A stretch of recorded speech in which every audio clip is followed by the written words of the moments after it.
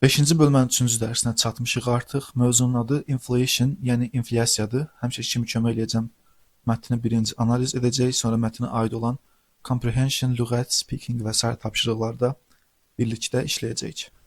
Workers usually get paid once a week.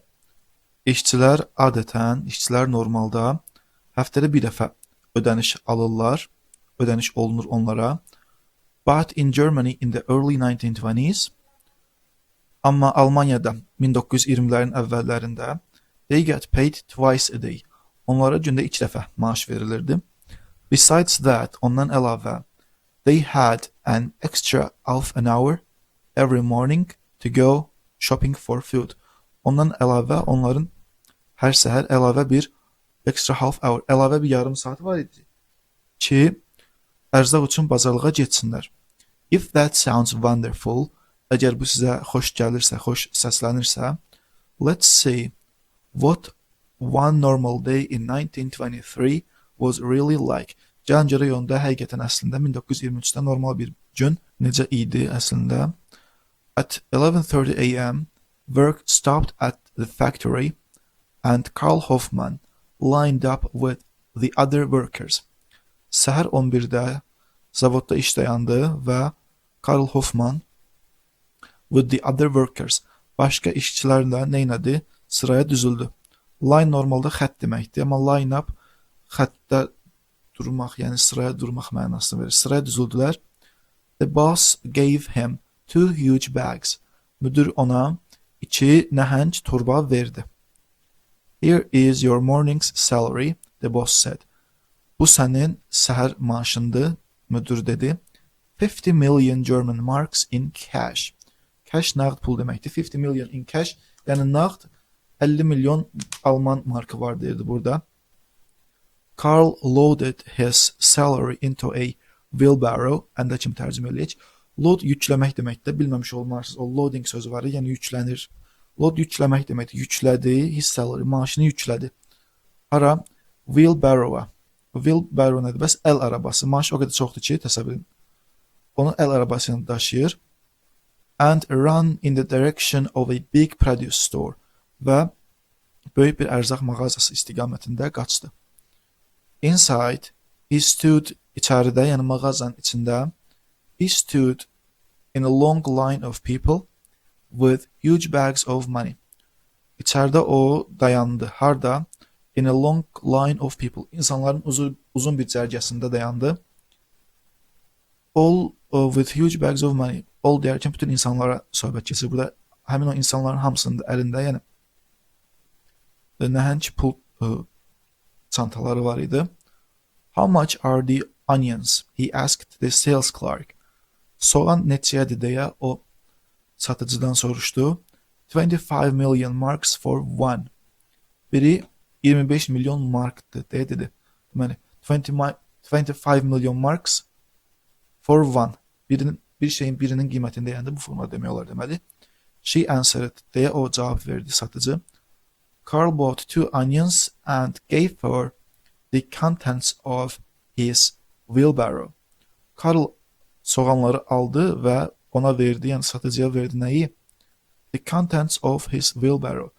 Əl arabasının içində olanları, yəni içində olan pulları satıcıya verdi. Contents nə deməkdir ümumiyyətcə? Contents içindəkilər deməkdir. İstənilən bir şeyin içində olan şeylərə deyilir. Məsələn, kitabın arxasında content yazılır. Bizim dildə olan mündəricət sözünün əvəzinə. Yəni kitabın içindəki səhifələr, içindəki mövzuları göstərmək üçün content yazılır. Yaxud arabanın içindəki şeylərdən söhbət gedirsə, contents of the wheelbarrow deyə deyilə bilir yəni. Sonra da then he returned to work for the afternoon. Sonra o günorta üçün işə qayıtdı. When Karl arrived home in the evening, he gave his wife the 2 onions. O arrived home in the evening. Axşam evə çatanda o arvadına 2 soğanı verdi. I worked all morning to buy 2 onions. Bütün səhəri işlədim bu 2 soğanı almaq üçün deyə o ona dedi. I passed the produce store on my way home. On my way home. Evə gedərkən yolumun üstündən, o produce store'un üstündən yenidən keçdim deyir. And in just a few hours, food doubled in price. və sadəcə bir neçə saatın içində food doubled in price nə deməkdir? Double, 2 qat. Ərzağın qiyməti 2 qat artdı. Onions now cost 50 million marks each. İndi soğan hərəsi, bir dənəsi 50 milyon mark dəyərindədir. My afternoon's salary is almost worthless. Günorta maaşım almost. Demək olar ki, dəyərsizdir. Cost sözü, worth sözü, bundan bir neçə əvvəlki mövzuları keçmişdik. It will buy only one onion. Sadəcə bir soğan alacaq o maaş. Yəni o maaşdan ancaq bir soğan almaq olar. I'm going to buy the bills for heat. I'm going to burn the bills for heat. Bill deyərkən, bill sözünə bir əvvəlki mövzuda baxmışdıq. Bill deyərkən kağızdan, kağız puldan söhbət gedir. Yəni kağız pulları burn nə idi? Yandırmaq. Onları yandıracam for heat, istilik üçün. Yəni istilik əvəzinə, soba əvəzinə, həmin bu sobada yanacaq əvəzinə bu kağız pulları yandıracam. He threw the paper money into the fire. O kağız pulları alova atdı. Throw bilirdikdə, throw atmaq deməkdir. Keçmişdə olur nə? Through formasında. O kağız pulları alova atdı. This story was typical for millions of Germans in the early 1920s. Bu hekayə milyonlarla Almanlar üçün 1920-lərin əvvəllərində tipik idi. People burned money for heat. İnsanlar istilik üçün pulu yandırırdılar. They worked for 3 days to buy a pound of butter. Onlar işləyirdilər 3 gün ki, a pound of butter almaq üçün, yəni 1 pound yağ almaq üçün, pound burada ölçü vahidində, 1 pound yağ almaqdan ötürü 3 gün işləyirdilər. And 20 weeks to buy a suit. Və kostyum, suit kostyum deməkdir. Kostyum almaqdan ötürü isə 20 həftə işləyirlərmiş. In the chart below, below aşağı deməkdir, chartdakı qrafik. Aşağıdakı chartda, aşağıdakı qrafikdə, yəni burada. You can see how the value of German mark dropped in just 9 years. The value of the German mark, Alman markanın dəyəri. Dropda ki, damcı mənası da var, bir də düşmək mənası var. Burada the value of German mark bir də mübtədadan sonra gəlirsə, görürük ki, burada fail mənasıdır. Yəni damcı yox da düşmək mənası. Yəni German markının qiymətinin düşməsindən söhbət gedir. Sadəcə 9 ilin içində. In 1914, about 4 marks equaled a dollar. 1914-də təxminən 4 mark 1 dollara bərabər idi. 9 years later, 9 il sonra, about 4 trillion marks equaled a dollar. Amma 9 ildən sonra təxminən 4 trilyon mark artıq 1 dollara bərabər idi. Burada da onun qrafik şəkildə təsvirini görürük. What took place? To take place baş vermək deməkdir. Keçmişdə də took place olur. What took place during those 9 years? What took place during those 9 years? Bu ifadə o deməkdir ki, həmin 9 ildə baş verənlər. What nə ki, baş verdi həmin 9 il ərzində. Hamısını bir yerə yıxsaq, yəni həmin 9 il ərzində baş verən is called runaway inflation. Runaway inflyasiya adlandırılır. Call həmzən getmək, həm də adlandırmaq deməkdir. Yəni həmin 9 ildə baş verən şeyin adı runaway inflyasiya adlanır. Run qaçmaq deməkdir, away uzaqdır, düzdürmü? Amma runaway uzağa qaçmış, ümumiyyətcə qaçmış, nəzarətdən çıxmış mənalarını verir. Runaway inflation, yəni nəzarətdən çıxmış bir inflyasiya adlanır. Yəni həddən artıq çox böyük miqdarda olan inflyasiya olduğuna görə, böyük miqyasda olan inflyasiya olduğuna görə, prices increased by millions of marks in a few hours.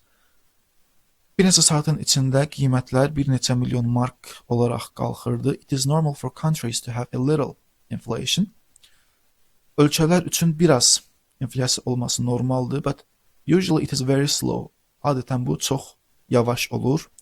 Prices increase by a few cents every year. Qiymətlər hər il bir neçə sent qalxır. For example, in 1926, a US postage stamp cost just 2 cents. Just nə idi? Sadəcə. Məsələn, 1926-da Birləşmiş Ştatlar postage stampı sadəcə 2 sent qiymətində idi. 2 sentə dəyərdi. Today it costs almost 40 cents. Bu gün demək olar ki, 40 sent dəyərindədir. In contrast, kontrast əkslik deməkdir. Məsələn, şəkil çəkəndə kameranın üstündə kontrast ayarları olur. İşıqla qaranlığın kontrastı, yəni o işıqla qaranlıq arasında olan fərq deyə bir şeydir. Kontrast sözü əkslik. Amma in contrast, yəni bunun əksi olaraq, yəni buna müqayisə olaraq to that example of inflation, to that example of normal inflation, yəni 2 sentdən 40 sentə qalxmasının bu qədər illər boyunca normal inflyasiyadır. Və həmən normal inflyasiyaya kontrast olaraq, yəni bunun əksinə olaraq Almaniyada, yəni tamam başqa bir şeydir də. The German government printed the postage stamp again and again in the early 1920s. Yəni normal inflyasiyanın əksi olaraq Alman hökuməti poçt stamplarını 1920-lərdə yenidən və yenidən again and again, yəni dəfələrcə təkrarən çap etdilər. Eventually, tədricən a postage stamp cost over a million marks. Tədricən poçt stampı təxminən milyondan yuxarıya oldu qiyməti onun artıq, yəni. And what happened to Karl? Bəs Karla nə oldu? He survived, o sağ qaldı. The government changed the name of the currency. The government changed, hökumət dəyişdi nəyi? The name of the currency. Valyutanın adını. Hökumət valyutanın adını dəyişdi. It printed new money. O yeni pul çap etdi. O deyərkən hökumətdən söhbət gedir. Hökumət yeni pul çap etdi. And prices went down. Və qiymətlər isə aşağı düşdü. Başlayaq çalışmalara. A'dakı mətnin içində gördüyümüz sözləri buraxıblar mətnin içindəki cümlələrdən. Özünüz qaydın baxın, amma üstündən keçməyin, bunu işləmək kömək edir əslində. Beni isə birlikdə işləyək. 1. Please don't, zəhmət olmasa nəsə eləmə, the statue. Heykələ nəsə eləmə. It might break, o sına bilər. Heykələ nə eləmə, məsələn, toxunma ola bilər. Touch varmı burada? Yox. Please don't. Please don't, nə eləmə. Please don't drop the statue. Zəhmət olmasa heykəli drop eləmə. Drop nə idi? Düşmək. Nəysə drop eləmək, nəysə əlindən salmaq mənasını verir artıq. Please don't drop the statue. Zəhmət olmasa heykəli əlindən salma. It might break, sına bilər. 2. Tony had a serious operation. Tony ağır bir, ciddi bir operasiya keçirdi. However, lakin the doctors say he will, həkimlər deyirlər ki, he will, ona neynəyəcək? He will survive. Ağır bir operasiya keçirdi, lakin deyirlər ki, o survive edəcək. He will survive, sağ qalacaq. 3. She fell off the boat. O qayıqdan yıxıldı. She necə yıxıldı? Luckily, xoşbəxtlikdən, her sister prevented her from falling. Xoşbəxtlikdən bacısı onu prevent elədi, qarşısını aldı yıxılmaqdan. Yəni, bacısı onu yıxılmaqdan qurtardı. She, deməli, yıxılmayıb da, yıxılmaq üzrə olub. She almost fell off the boat. Demək olar ki, yıxıldı, yəni yıxılmaq üzrə idi. Xoşbəxtlikdən bacısı imkan vermədi. Prevent eləmək, qarşısını almaq demək. Yıxılmasının qarşısını aldı. 4. When the prices of goods, malların qiyməti qəfil qalxanda, it is called, bu adlanır nə?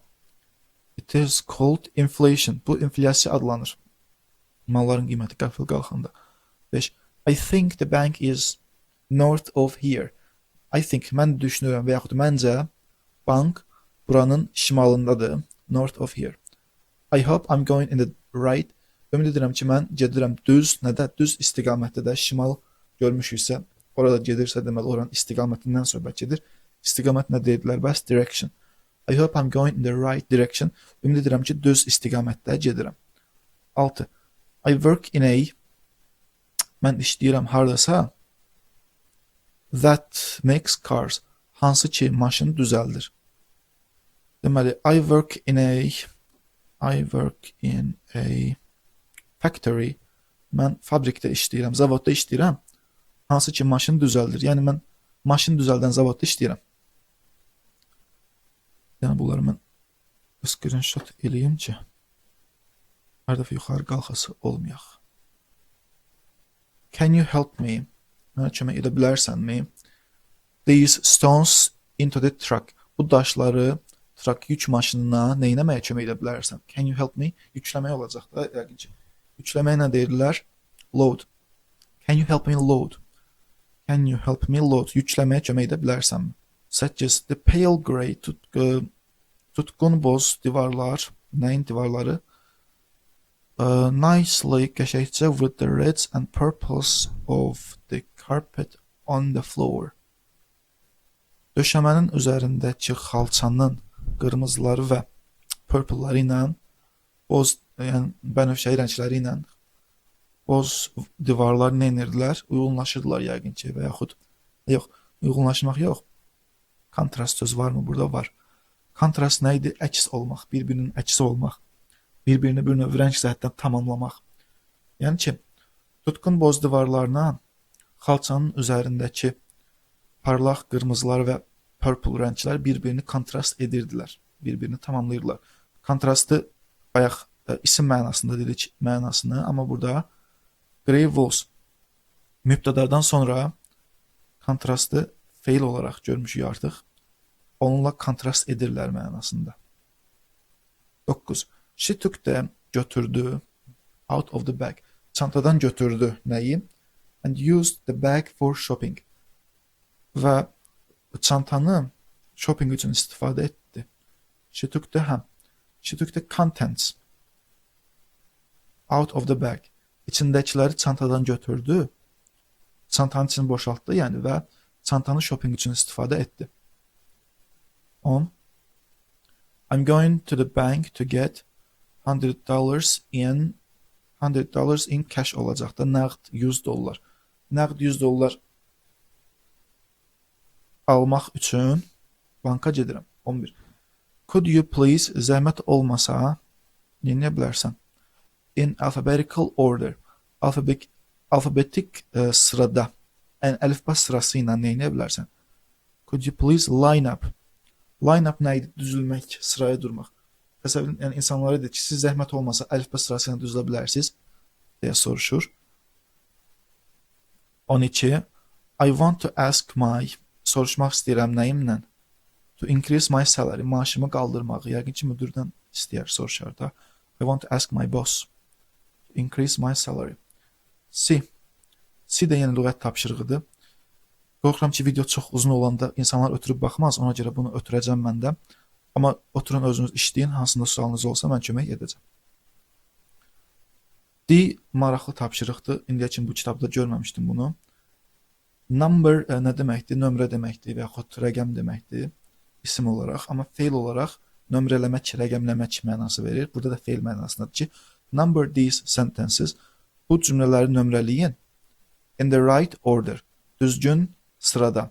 Right həm sağ deməkdir, həm də düzgün deməkdir də orderdəki nizam, yəni düzgün nizamda, yəni düzgün ardıcıllıqla nömrələyin hekayənin gedişinə uyğun olaraq. The first one is done for you. Birincisi sizin üçün edilib. Ən birinci deməli, work stopped at the factory at 11:30 a.m. Təbii ki, orada səhər 11:30-da iş dayandı. Ondan sonra nə olmuşdu? Bəlkə düz xatırlayıramsa, sıraya durmuşdular da. Birimiz burada. Sonra sıraya durdular ki, pul alsın. Sıraya durmaq harda var? Line sözünü görürəm, amma bu zavadda olan sıraya durmaqdan deyil. Bu marketin içində olan sıradır. Ona görə içə bu olmayacaq. Amma line up sözü burada var. Sıraya durdu. With the other workers. Başqa işçilərin birlikdə sıraya durdu. İkiyə bunu deyim. Nə oldu sonra? Müdür pul verdi də onlara. The boss gave Carl 2 huge bags of money for his morning salary. Səhər maaşı olaraq müdür ona 2 böyük bağlamada pul verdi. 3 olsun bura. Sonra səhv etmirəmsə maaşı alıb da onu doldurdu. Wheelbarrow'un içinə, əl arabasının içinə, dördü deyirəm bunu. Carl loaded his salary into a wheelbarrow. 4 olsun bu. Arabası da hazır, pul da hazır. Yəqin ki, qaçdı artıq dükana. He stopped when he got to the produce store. Produce store'a çatanda dayandı. Olsun 4'dən sonra 5 bu olsun. Burada amma produce store'un içində böyük bir line, sıra var idi. İnsanların böyük bir növbəsi var idi. Ona görə 6 olsun. Çatandan sonra da növbədə iştirak eləsin qoy. satandan sonra növbədə iştirak elədi. Orada nə etmişdi? Soğan almışdı ondan sonra. Satıcı ilə danışmışdı, amma satıcının adını görmürəm. Qoy soğan almış olsun. Carl bought 2 onions. 7-yə yazaq bunu. Soğanı aldı, işə qayıtdı da, düzdürmü? Burada var. He went back to work for the afternoon. İşə geri qayıtdı günorta üçün. 8-ə yazıram bunu. 8-i buna yazıram. İşini də gördü, sonra evə getdi. He went home for the evening. Axşam üçün axşama evə getdi. Axırda da ki, gördü ki, evə çatanda pulun dəyəri yoxdur. Beyni çöndü. He threw his afternoon salary into the fire. Günorta aldığı maaşı da ocağa tulladı. Axırıncıda bu oldu. Ümid edirəm ki, yaddaşım məni yanıltmadı. Mən elə gəlir ki, düzgün sırayla yazmışam. Səhvlik olmaz yəqin ki. Olsa da kommentə yazın, düzəldək. Bunu da elədik. Növbəti. Mətnə aid olan speaking əsaslı suallar. 1. What was unusual? Unusual nə idi? Qeyri-adi. Qeyri-adi olan nə idi? About a worker's salary in Germany in the early 1920s. 1920-lərin əvvəllərində bir işçinin maaşı haqqında unusual olan nə idi? Və cavab verə bilərəm ki, normalda insanlar həftədə bir dəfə maaş alırdılarsa, onlar gündə 2 dəfə maaş alırdılar. Normally, people get paid, ya da keçmişdə, people got paid once a week, but they got paid gündə 2 dəfə. Twice a day, they got paid twice a day. Onlar gündə 2 dəfə maaş alırdılar. İkinci sual. Why did workers get extra time? Niyə onların əlavə vaxtı olurdu? Niyə əlavə vaxt qazanırdılar? To go for shopping. Shoppingə getmək üçün niyə əlavə vaxt qazanırdılar? Ulduz da var, mətn içində yazılmayıb, özümüzdən fikirləşməliyik. Çünki qiymətlər tez-tez qalxırdı deyə, inflyasiyaya görə qiymətlər hər saat qalxırdı. Əgər vaxtında dükana getməsəydilər, heç nə ala bilməyəcəkdilər. Qiymətlər hər saat qalxırdı. Prices went up hər saat every hour. İnflyasiyaya görə. Because of the inflation. Əgər vaxtında dükana getməsəydilər, if they didn't go to the produce store in time, time zaman deməkdir, vaxt deməkdir. Amma in time bir şeyi vaxtında eləmək, vaxtında çatmaq, bir işi vaxtında görmək. Əgər ora vaxtında getməsəydilər, heç nə ala bilməyəcəkdilər. Deyə bilərəmmi ki, they didn't buy anything. They didn't buy anything desəm, olardı ki, onlar heç nə almadılar. Deyə bilərəm ki, they wouldn't buy anything. They would not buy anything. Wouldn't, amma bir növ şərt olduğuna görə heç nə almazdılar mənasını verir. Heç nə almazdılar. Amma heç nə ala bilməzlər demək üçünsə deyə bilərəm ki, they wouldn't be able to. Be able to-nu nə vaxtsa videoların birində ətraflı izah edəcəm, amma bacarmaq deməkdir. Can sözünün biraz daha təkmil formasıdır, belə deyək də. They wouldn't be able to buy anything if they didn't go to the produce store in time. Əgər dükana vaxtında getməsəydilər, heç nə ala bilməzdilər. That's why, ona görə də they got extra time to go for shopping. Ona görə də shoppingə getmək üçün əlavə vaxtları olurdu. Niyə why did workers get paid twice a day? Niyə onlar gündə 2 dəfə maaş alırdılar? Bunu da ulduz var üstündə özümüz fikirləşməliyik. İqtisadiyyat biliklərim o qədər də güclü deyil. Yəni belə deyək ki, inflyasiyaya görə pul tez-tez qalxırdı, pul tez-tez düşürdü. Yenə eyni cümləni deyə bilərik ki, prices went up every hour because of the inflation. That's why they got paid twice a day. İqtisadiyyatdan başa çıxan tələbələrimiz varsa kommentə yazsınlar, bunun açıqlamasını versinlər. İngiliscə cümlələrlə biz də aydınlanaq. İngiliscə yazanmırsınızsa Azərbaycanca yazın, köməklərəm İngiliscə qurarıq. 4. What did Karl Hoffman do? Karl Hoffman nə etdi? With his morning's salary. O səhər maaşını nə etdi? Okay, he took the salary from his boss. O maaşı müdürdən aldı. And he went to the produce store. Və o dükana getdi. There, orada, he bought 2 onions. Orada o 2 soğan aldı. 5. What did he do with his afternoon's salary? O günorta maaşı ilə nə etdi? Niyə? Nə etmişdi? Yandırmışdı. He burned. Burn yandırmaq. Keçmiş zamanda da burnt olur. He burned his afternoon's salary. O yandırdı. He burned his afternoon's salary because it had no value. Çünki onun heç bir dəyəri yox idi. Və yaxud da ki, necə deyək ki, yanacaq puldan daha baha idi. Fuel yanacaq deməkdir. Fuel cost more. Cost feildir burada. Bir qiymətə dəyər olmaq. Yəni fuel daha çox dəyərli idi, daha çox dəyirdi. Fuel cost more than his salary. Yanacaq onun maaşından daha dəyərli idi. Və yaxud da ki, fuel cost more than paper bills. Yanacaq kağız pullardan daha dəyərli idi, daha baha idi. 6. What happened to the price of food in that one day? Həmin gündə ərzağın qiymətinə nə oldu? Əgər diqqətlə baxırdınızsa, istiqadə yenə baxın. Eyni gündə 2 dəfə artmışdı. Bir şeyin gündə 2 qat artmasını ingiliscə necə ifadə eləmişdi? Food doubled. Təbii ki, mübtədadan sonra feil gəlibdi. Yəni feil mənasındadır. Ərzaq double elədi, yəni 2 qat elədi. Food doubled in price. Qiymətdə 2 qat oldu. In just one day. Sadəcə bir gün içində ərzağın qiyməti 2 dəfə qalxdı mənasında. Look at the chart on page 179. 179-cu səhifədəki charta baxın. How much was a German mark worth? Alman markı neçə idi? Compared to the US dollar in July 1914. 1914-ün iyulunda ABŞ dollarına müqayisədə neçəyə idi?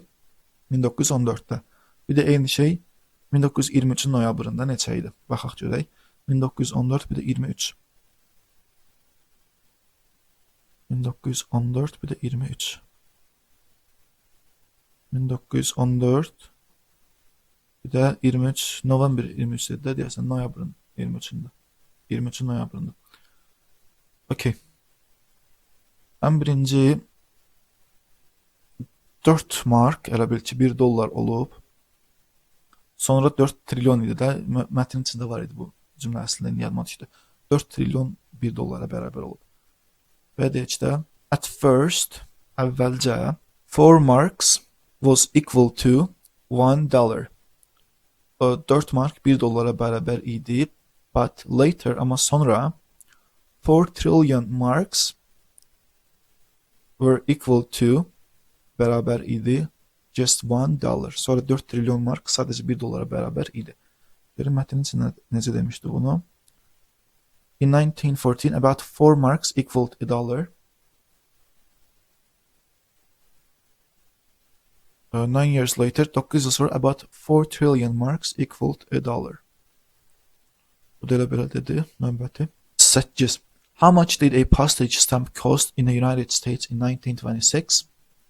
How much does it cost today? 1926-da Birləşmiş Ştatlarda poçt markası neçə idi? Bu gün neçədir?